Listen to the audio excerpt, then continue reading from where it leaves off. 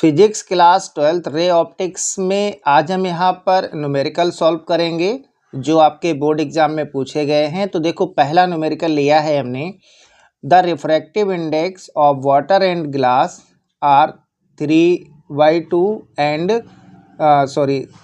4/3 and 3/2 और कह रहा है find the critical angle for a ray incident from glass to water. तो देखो इस क्वेश्चन में आपको रिफ्रैक्टिव इंडेक्स दिए, ठीक है, रिफ्रैक्टिव इंडेक्स दिया है वाटर और ग्लास का, आपसे क्रिटिकल एंगल फाइंड करवा रहा है और कह रहा है ray incident from glass to water. Ray कहाँ पर इंसिडेंट हो रही है? रे जो है आपकी ग्लास टू वाटर में इंसिडेंट हो रही है, ठीक है। तो देखो गिवन में आपको क्या दिया है, रिफ्रैक्टिव इंडेक्स दिया है। देखो पहले वाटर का दिया है फिर ग्लास का दिया है। तो वाटर का रिफ्रैक्टिव इंडेक्स देखो ANW आपके पास गिवन में है कितना, 4, यहाँ पर दिया है 4/3, ठीक है। यानी कि वाटर का रिफ्रैक्टिव इंडेक्स है किसके रिस्पेक्ट में, ग्लास के। और आपको वाटर का रिफ्रैक्टिव इंडेक्स दिया है एयर के रिस्पेक्ट में, ठीक है। और आपको देखो ग्लास का रिफ्रैक्टिव इंडेक्स दिया है यानी कि ANG आपके पास है 3/2, ठीक है। तो इसको आप क्या देखो, यहाँ पर ग्लास का रिफ्रैक्टिव इंडेक्स है विद रिस्पेक्ट टू एयर। अब इस क्वेश्चन में आपसे क्या कह रहा है, क्रिटिकल एंगल फाइंड कीजिए, यानी कि C = क्रिटिकल एंगल क्या होता है, C हमें कैलकुलेट करना है। और आपसे ये भी कह रहा है कि जो रे इंसिडेंट हो रही है वो ग्लास टू वाटर में हो रही है, रे इंसिडेंट हो रही है ग्लास टू वाटर में। तो यहाँ पर हमें सबसे पहले रिफ्रैक्टिव इंडेक्स निकालना है WNG, यानी कि ग्लास का रिफ्रैक्टिव इंडेक्स निकालना है वाटर के रिस्पेक्ट में।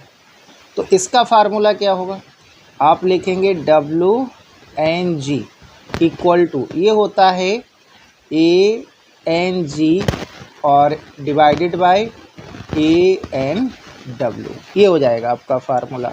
अब देखो ANG और ANW दोनों वैल्यू आपको गिवन में है, ये वैल्यू आप यहाँ पर पुट कर दीजिए।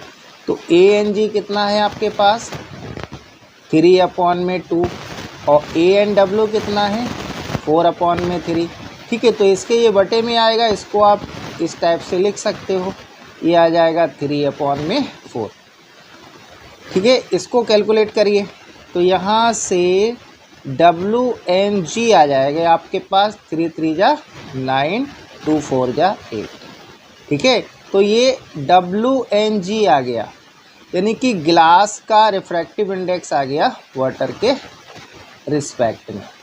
फाइंड क्या करना है हमें, क्रिटिकल एंगल निकालना है।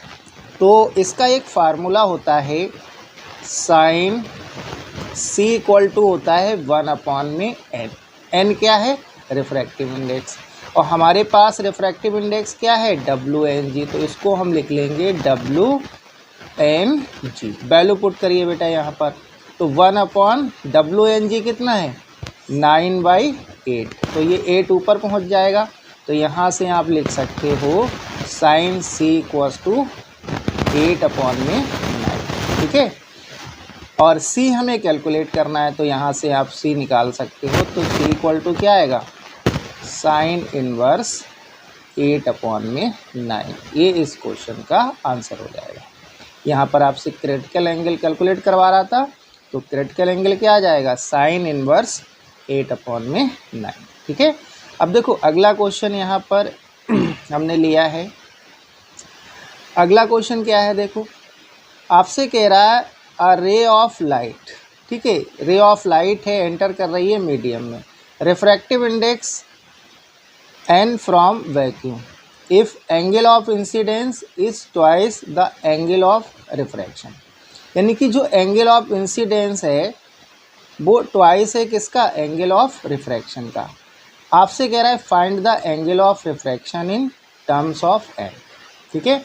तो देखो इस क्वेश्चन में आपको गिवन में क्या दिया है, एंगल ऑफ इंसिडेंट दे रखा है और यहाँ पर I दिया है 2R।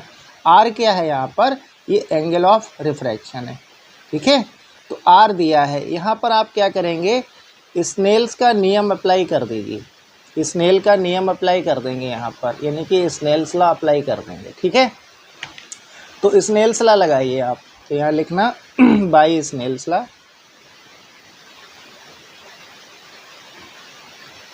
Snell's law. और ये क्या होता है, ये होता है n equal to sine i upon में साइन आर। ठीक है, अब देखो i की वैल्यू हमें मालूम है, i कितना है 2r है, तो ये वैल्यू आप पुट करिए, तो n कितना हो जाएगा साइन 2r और डिवाइडेड बाय साइन r, ये आ जाएगा। ठीक है, अब यहाँ पर देखिएगा साइन 2r, या हम यहाँ पर एक फार्मूला बता रहे हैं जैसे साइन 2 थीटा होता है, तो साइन 2 थीटा का यहाँ पर फार्मूला हो जाएगा 2 sine theta into cos theta. देखो यहाँ पर क्या है, साइन 2r है, ठीक है, तो ये थीटा हो गया।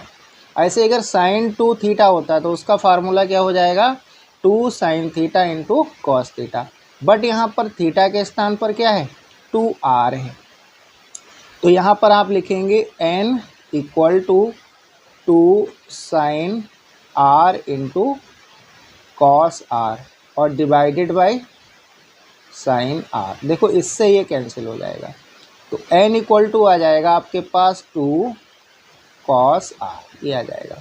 हमें वैल्यू किसकी निकालनी है, यहाँ पर हमें r कैलकुलेट करना है, r equal to question mark, यानी कि एंगल ऑफ रिफ्रैक्शन कैलकुलेट करना है।